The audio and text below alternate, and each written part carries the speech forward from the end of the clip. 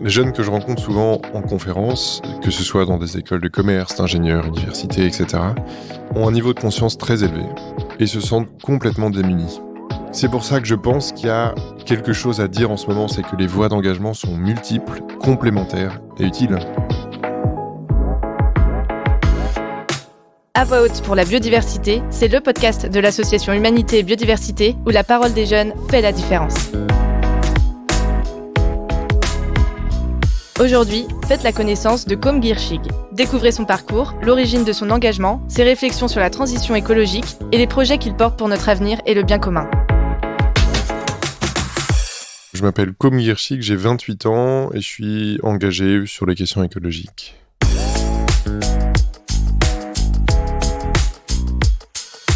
Le point de départ, très nettement, ça a été la COP21.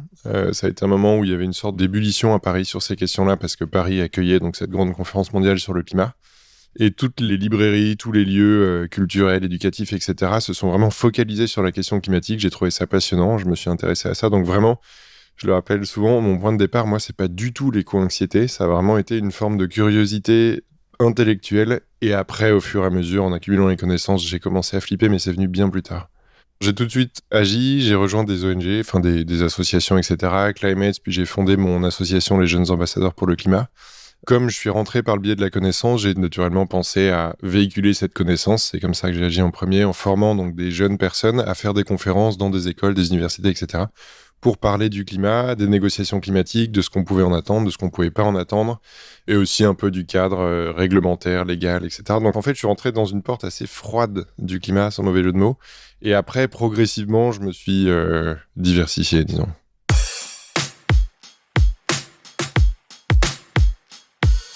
Les actions des jeunes ambassadeurs pour le climat, donc c'est vraiment de former des conférencières et conférenciers pour intervenir, et ça s'arrête à ça, c'est vraiment spécifique.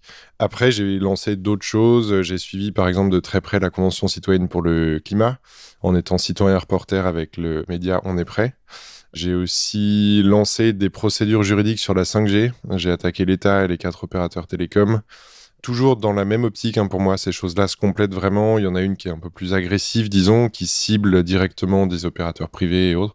D'autres qui sont au contraire plus dans la connaissance à long terme, travailler la culture de fond. Et maintenant, je fais essentiellement des conférences. J'en ai jusqu'à 2-3 par semaine dans des administrations publiques, des entreprises, des grandes entreprises. En diversifiant les thèmes, j'essaie vraiment de m'adapter un peu à leur code pour transmettre des messages. Je travaille beaucoup sur les nouveaux imaginaires, notamment avec Imagine 2050. Je travaille aussi sur la place des technologies dans la transition. Je travaille sur les nouveaux modèles d'affaires des entreprises. Donc j'essaie vraiment d'apporter des réponses tout en restant sur un ton assez inspirant, décalé, en prenant vraiment une grande hauteur de vue. Mon but, c'est pas de leur rédiger les bilans RSE.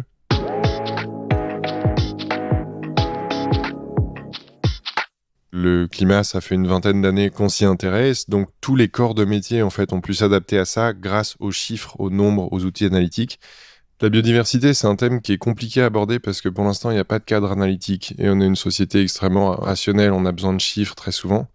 Et le problème avec ça, c'est que pour l'instant, on est encore beaucoup dans l'ordre du sensible. On voit qu'il y a un gros problème. Alors évidemment, des scientifiques travaillent dessus. Selon le rapport de l'IPBES, il y a 1 million d'espèces qui sont menacées d'extinction. Et ce genre de chiffre est très inquiétant et en même temps complètement vide parce que quand on dit ça à une entreprise, elle se dit oui, très bien, qu'est-ce que je vais faire? Je vais mettre des abeilles sur mon toit et ça suffira. Non, c'est plus compliqué que ça. Mais c'est très compliqué en fait de convaincre selon les canaux de conviction habituels, c'est-à-dire les chiffres, de convaincre donc les entreprises de bouger. C'est là où il faut avoir une approche pour le coup très utilitariste, c'est-à-dire décrire en quoi les systèmes en lesquels ces personnes-là croient sont très vulnérables à cause des dérèglements qui perpétuent en fait. Ils alimentent un système avec des produits qui sont obsolètes en fait, qui sont les fameuses technologies zombies, parfois les philosophes parlent de ça. Donc voilà, il faut pour moi utiliser un autre levier argumentaire qui est d'expliquer comment ta santé à toi, comment ton business, comment ton futur en gros directement va être impacté. Et là, ça marche mieux. Après, moi, j'ai développé vraiment une spécialité d'adapter le discours au type de résistance que j'ai en face de moi. Évidemment, on peut pas le faire de façon publique parce que ça demande parfois de louvoyer un peu, etc. Mais j'aime beaucoup faire ça et honnêtement, ça marche. Je n'ai jamais connu personne qui soit complètement campé sur ses positions jusqu'au bout. Donc, il faut une approche un peu différente, basée plus sur l'émerveillement, etc. Et ça, moi, c'est pas mon cadre initial. Je suis ingénieur de formation. Après, je suis passé par Sciences Po, donc j'ai pas ces outils-là. Et je suis en train de les développer en ce moment, en travaillant notamment avec la journaliste Cécile Algrin. On travaille de plus en plus ensemble sur les questions de biodiversité. Et en fait, j'utilise l'espèce d'appréhension que j'ai pour ce sujet-là, encore une fois, parce que la porte d'entrée n'est pas strictement analytique. J'utilise ça pour en parler aux gens qui étaient comme moi il y a quelques années, en fait. Et donc, pourquoi est-ce que j'en parle de plus en plus ? C'est que le cadre des limites planétaires de Johan Rockström montre que en fait, la limite de la biodiversité est largement excédée, bien plus probablement que le climat. Donc pour moi, c'est devenu un peu l'objectif numéro 1. Et j'insiste sur le fait que c'est très compliqué à appréhender comme sujet parce qu'on n'a pas les bons outils.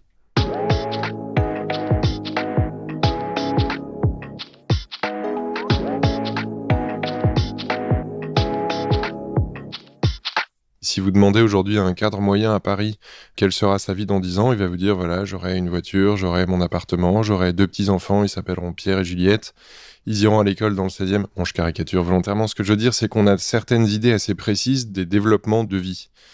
Et je pense que la biodiversité en fait moins partie que jamais dans l'histoire de l'humanité. Voilà, la connexion vivant, ça reste Aujourd'hui, c'est devenu quelque chose d'assez anecdotique. Voilà, il y a vraiment une distinction nature-culture qui est fortement imprimée dans nos imaginaires.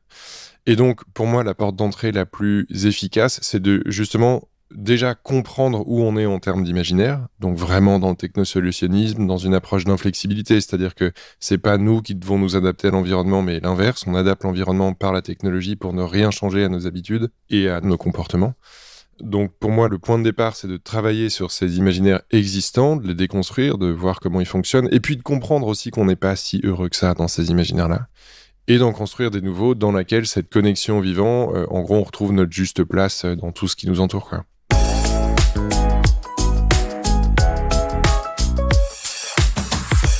Les jeunes que je rencontre souvent en conférence, que ce soit dans des écoles de commerce, d'ingénieurs, universités, etc., ont un niveau de conscience très élevé et se sentent complètement démunis, en général. C'est-à-dire qu'il y a vraiment ces deux aspects-là très présents, très souvent. C'est pour ça que je pense qu'il y a quelque chose à dire en ce moment sur lequel il faut insister, et qu'on ne dit pas assez ni dans les médias, ni dans les assos, ni rien, c'est que les voies d'engagement sont multiples, complémentaires et utiles. Je suis optimiste envers le politique parce que le politique, c'est nous, et que je m'adresse beaucoup à des jeunes générations entre 15 et 35 ans, on va dire, et que j'aime pas du tout cette idée de on va faire de la revendication, on va aller gratter à la porte du politique pour lui demander de... Mais en fait, c'est nous, le politique. C'est-à-dire que hier, j'étais au forum séisme à Rennes, par exemple. Il y avait plein de jeunes qui étaient là et ils avaient un peu ce réflexe de dire mais oui, mais il faudrait que les politiques bougent et puis il faudrait que les entreprises bougent. Mais en fait, les gars, là, vous avez l'âge où vous pouvez développer des partis, intégrer les cadres. Que vous vouliez créer une entreprise, que vous vouliez devenir prof, que vous vouliez devenir haut fonctionnaire, tout ça est utile. En fait, c'est une question d'état d'esprit. La sensibilisation qu'on a eue dans nos écoles, etc., sert à transformer tout de l'intérieur ou à créer des alternatives nouvelles. Après, je reconnais, il y a des institutions qui ont une immense inertie, tout ce qui se passe au niveau de la Commission européenne avec le glyphosate aujourd'hui. Oui, c'est dur d'intégrer la Commission en 2 ans et de changer les choses. Donc il y a évidemment une part d'activisme qui est centrale, qui est basée sur la résistance, la destruction. L'autoroute A69, c'est pareil. On n'est pas ministre des Transports comme ça du jour au lendemain. Donc il y a une logique de résistance qui est valable. Mais en fait, cette logique-là, elle est très visible parce qu'elle est fondée sur l'écomédiatique, etc. À côté de ça, il faudrait que plus de personnes se sentent investis de ce pouvoir d'intégrer ou de créer de toutes pièces des organisations qui vont faire concurrence aux organisations existantes.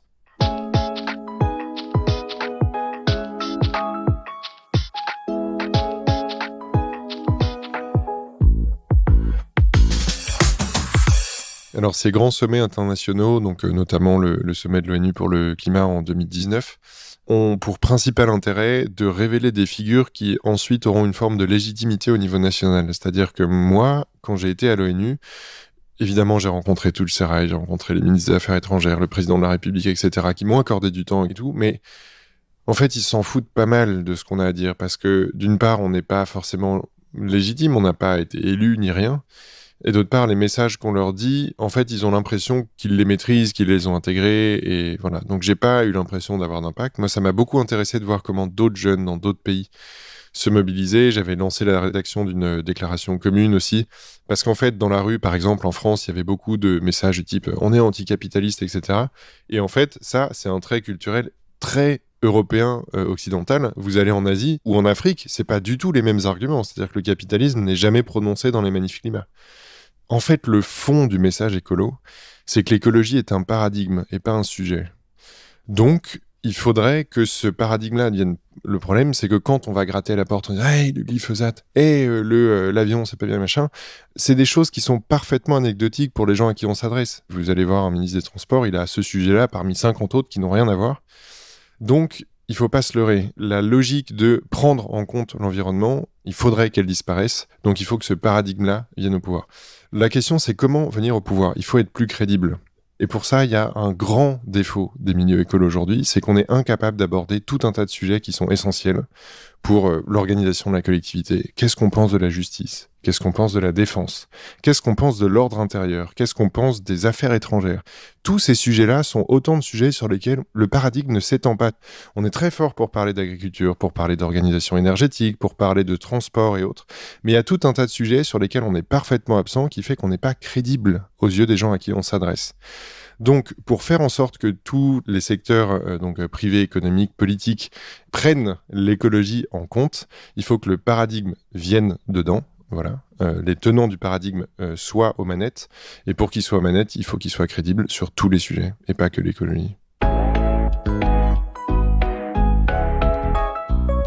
Ce qui nourrit mon optimisme sur la biodiversité, c'est qu'on hérite d'une société très basée sur la consommation, l'accumulation, etc. On aime beaucoup les choses encyclopédiques, on a le même t-shirt de toutes les couleurs, les pompes, etc. Enfin, on a cette logique d'accumulation et que la biodiversité, pour moi, c'est comme une bibliothèque immense. Donc, on a un peu la disposition mentale pour embrasser cette connaissance et je pense qu'à partir du moment où on sera plus sachant sur la biodiversité, à partir du moment où on connaîtra plus d'essences d'arbres que de marques de pompes ou de bagnoles, en fait, ça déclenchera un peu un cycle vertueux de émerveillement, connaissance qui générera un attachement tel. Il y aura même plus de débat, en fait, sur notamment l'organisation du modèle agricole. Sur le glyphosate, il y aura même plus de questions à se poser. Ce sera une évidence qu'il faudra arrêter. Donc voilà, c'est ça qui déclenche mon optimisme. Il suffit de voir sur les réseaux sociaux le nombre de comptes qui se développent pour parler de certaines espèces ou autres. Pour l'instant, elles s'arrêtent très vite sur l'émerveillement pur. Oh, c'est mignon, une marmotte qui se lèche et tout ça. Ok, mais en fait, ça, c'est une bonne porte d'entrée pour générer une fascination, puis de la connaissance, etc. Je pense qu'on a, un peu par hasard, les bonnes dispositions mentales pour embrasser cette nouvelle forme d'empathie, cette nouvelle qu'on a juste détruite pendant quelques décennies, mais qui est en fait profondément ancrée en nous. On a les bons canaux pour y revenir. Merci à Côme Guirchig pour son témoignage dans À voix haute pour la biodiversité, le podcast où la parole des jeunes fait la différence. Et rendez-vous dans 2 semaines pour un nouvel épisode. Si vous avez aimé ce podcast, montrez-le sur votre plateforme d'écoute avec 5 étoiles et un commentaire. Pour agir et nous rejoindre, retrouvez Humanité et Biodiversité sur le web et les réseaux sociaux.